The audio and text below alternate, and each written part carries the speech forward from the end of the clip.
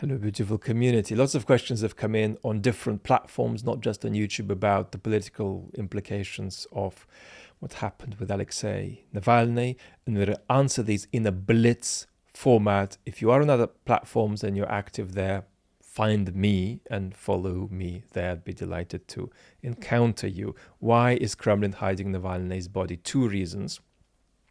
First, they may have done something to Alexei that means they can never release the body, or that they cannot release the body for a long time.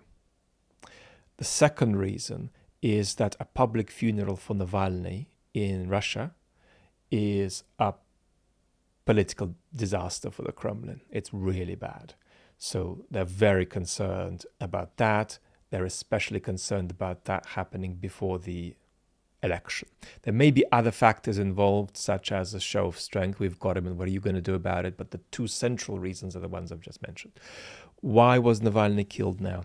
If this was a single one-off act, which is eminently plausible, then we don't know, and we're going to know more as investigations come out about how this was organized, actually. But what I would say is that if we are to speculate about timing, the first thing to have in mind is this election, is this re-legitimation ritual that the regime will be engaging in a few weeks from now. And it's a ritual along the path of which they've already had one glitch, which is Boris Nadezhdin, who they tried to use to divide the Russian opposition, but the Russian opposition unified around him. And in many ways, some of the mobilization for Nadezhdin was actually just mobilization for Navalny. So the central thing to have in mind there is the March re-legitimation ritual, if we're going to talk about the timing of this. What should Western response be? Ukraine, Ukraine, Ukraine. In the sense that Navalny was a man who was politicizing the Russian space. We want that to chase out a certain political model from that space so it doesn't threaten the world. We also need to reflect on how that model is in fact a product of regular features of the world with which we are ourselves involved and which we ourselves accommodate. But we want to chase that out. And therefore, Navalny has to be for us part of this broad picture, and central to that picture is supporting Ukraine. The West is little by little abandoning Ukraine, but support for Ukraine is integral to solve the problem on that space, and it is integral to the West's key strategic interests, even if democratically at home, support for Ukraine becomes increasingly unpopular. This is a painful issue we'll talk about more. What should the Western response be? What else? After the war, whatever that means, we've got to be clear with whoever is in charge there on the Russian space. We're not going to deal with you unless you release your political prisoners. And that's not just a human rights story, that's a politicization of the Russian space story. It's harder for them to threaten the world if they've released their political prisoners. And we should be louder and better at creating a safe haven in the West for political refugees from Russia.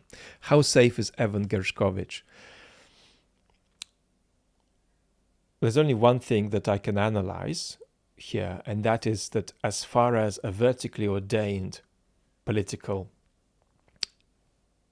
assassination goes, very safe. It would be utterly extraordinary if there was a vertically ordained attempt on Evan's life. So in that sense, he is radically different to the Russian opposition folks who are in jail.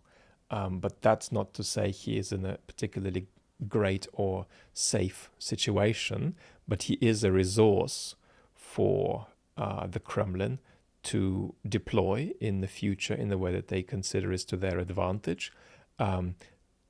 It feels nearly inconceivable that they would, in any kind of vertical way, try to take his life. You just never know with these regimes. what they're going to do.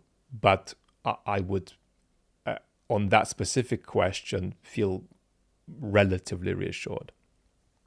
Is Navalny's mother safe after her appeal to Putin to release the body? Well, safe from being put in prison, very, very overwhelmingly, probably safe. But they're going to pursue Navalny's family. They have started a case against Navalny's brother Oleg, who they've already kept in jail for three or 4 years for no good reason in the past. But no, we would be astonished if the Putin regime put Navalny's mother in prison for making an appeal in letter and in video form to the president, starting a legal process to requesting the release of the body for burial. How safe are the other Russian opposition figures like Yasha and Kara-Murza? Well, this is very different to Evan's situation. They are not safe from their lives being taken by torture or incrementally or by a one-off act of political assassination. We do not know when the regime is going to get there. It's possible the regime collapses before then, but the terminus, the direction for this regime is that it will be engaging with its enemies via plan A being physical destruction. So these people are on the path to physical destruction, and it's a question of whether things will get there or not. And we're talking maybe 6 months, maybe 36 months, but the direction of travel is toward physical destruction, I'm afraid. Could Yulia Navalny emerge as a Russian opposition figure based outside of Russia? I'm a bit conflicted about this because it's a deeply personal decision, and she is in the most physically shocking place now, and the 2 kids. But she's already taken a few steps in this direction. And if the question is, could she emerge as a possible opposition figure? She already has. And she's not just a possible opposition figure, she is the leader of the Russian opposition, I would argue, already. The question is, what will that come to mean in time when it works itself out? And what it would require is, as one wonderful Russian commentator put, a maturation, a political maturation of the Russian opposition, so that we don't have all the problems reproduced among the Russian opposition with Yulia that were there when Navalny was there with all of these factions fighting each other. So the opposition needs to become much more political and much more unified, not in the sense of becoming one party, but in the sense of being able to engage in conflict constructively rather than unconstructively.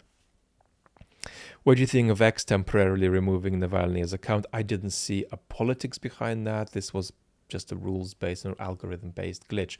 Twitter has deteriorated dramatically in terms of the quality of algorithmic interconnection. So, if you're an expert on, political mobilization in a particular country, now you are less connected with other experts in the same field for discourse, and instead you're more connected to Ricky 777-115.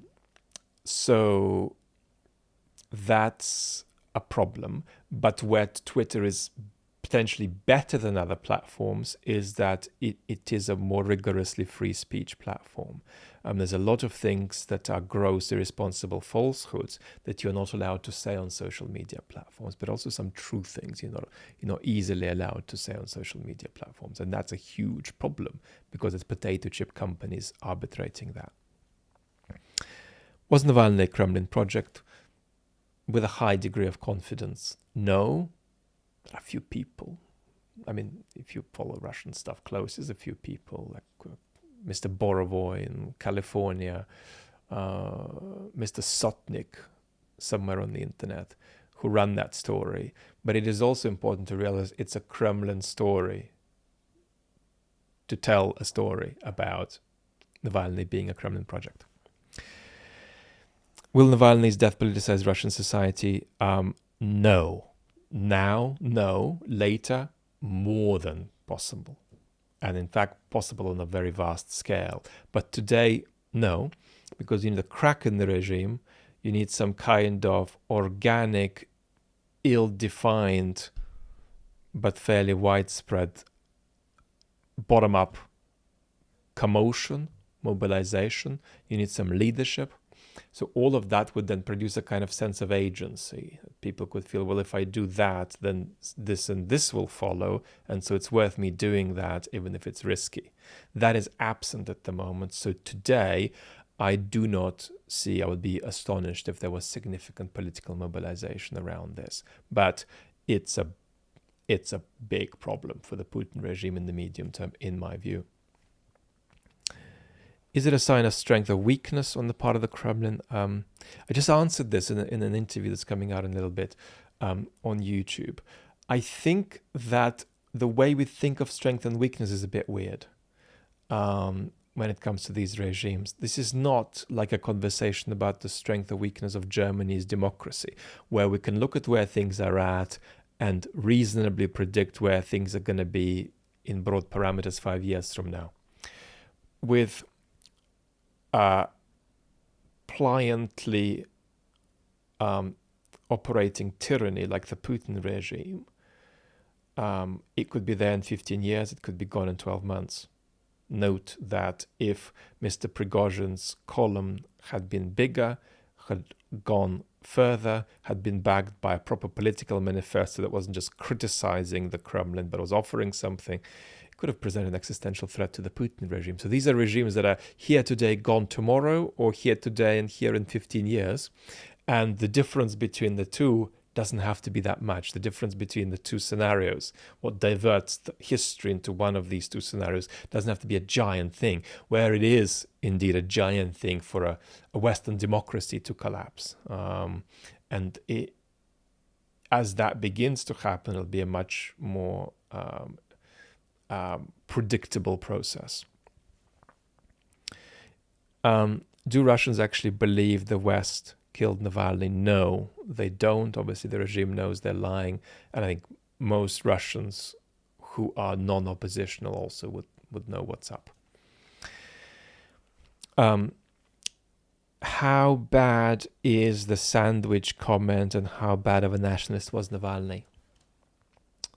Well, I said a little bit about this. I think this is a difficult conversation. The most important thing to say here is that that conversation should be driven by our interest around politicizing the Russian space, and not by our interest for speech hygiene. Navalny said bad things, so we should spend less time talking about him. So there is a deep depoliticization in, I would say, the majority of the comments online that say, look at the ghastly stuff he said about Georgia, look at the stuff he said about Crimea. Now, Navalny was opposed to the annexation of Crimea, but he talked about it not being a sandwich that can be passed back straight away. So, sure, you can say, how bad is the sandwich comment, but you shouldn't say, what about the sandwich?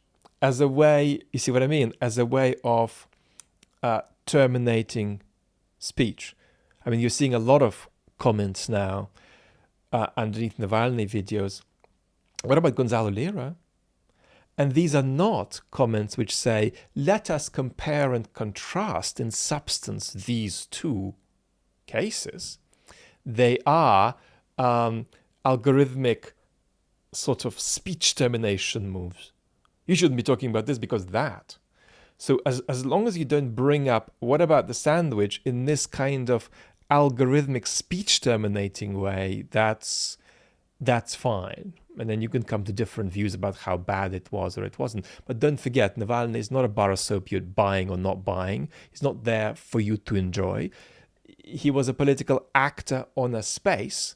And the question is, how effective was he at that? And were his actions going to work in our interest or not? And I think if you think that somebody who is the number one politicizer on the Russian space is not in some significant ways acting in our interest, then your conception of our interest is just, got its monitors to planet Earth detached. It's crazy how widespread Putin isn't that bad as a vibe is these days on social media. I've seen a few comments like that. And my answer here is yes, that's true, but that will also get worse. Final question, why do you think Peter Zion said that Navalny was as bad of a nationalist as Putin, that he supported the war, when he obviously didn't? So I didn't go into that in my video about Peter, about which many of you asked, on which many of you asked me to comment. I think the most plausible story is this. And this is not to pry into sort of, how Peter Zion might think behind the scenes of what he's up to. This is to reflect together with you on how the information environment works. It's very responsible discourse. I would say it's a big event, and I've got to say something about it to my audience. And the question of, does it matter that I don't know much about this, wasn't properly used as a filter prior to the taping of the clip in the forest. So that's what happened.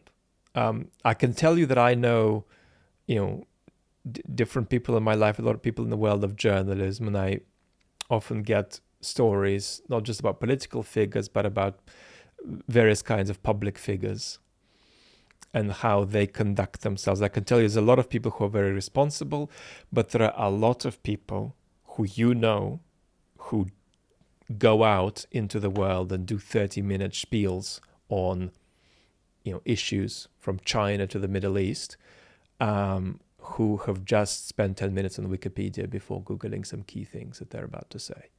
That happens too. So, that's why in this case with Peter, yes, it's obviously a bullshit video, there's no doubt about that. But I don't want to over-dramatize this, because we should see it against the background of an increasingly fluid and unfiltered informational environment. But I think, certainly to somebody who would consider themselves a public intellectual, you could have different labels, commentator, expert. But if you consider yourself a public intellectual, which is the label I use a little bit for myself, I call myself a 12-year-old public intellectual. I'm growing with you in that role. For me, it's very significant to keep very low commentary on issues I don't feel it's right for me to comment on. I mean, for example, I could tell you a lot that you've never heard about the Ukrainian government, about dynamics in the Ukrainian government, about the role of and power of Mr. Yermak, about the issue with Zelensky and Zaluzhny. And what has my commentary been? It's been a very broad parameter conversation about how Ukraine will go through a dynamic of politicization in 2024 with more political issues coming up, more political conflicts coming up, and that's inevitable, and we should expect it and reflect on that. So that's a responsible broad pattern comment, but I haven't gone further. And I haven't gone further because you should get Class A meals. If I'm not going to give you a Class A meal on something, or a meal that is Class A in some respects, it's just not appropriate for me to be the one who gives it to you. And so certainly in the role of public intellectual, I think it's a bit different with activists. And there's good and bad activism too. There's excellent activism. But with the role of a public intellectual, I've got to be sacred about what I put in your tummy. But I'm also not keen to go around blasting people for slips here and there, for slips of judgment here and there, because this is a very precarious informational environment on both sides to negotiate, and we need to be a little bit gentle with each other. Lots of love. Talk soon.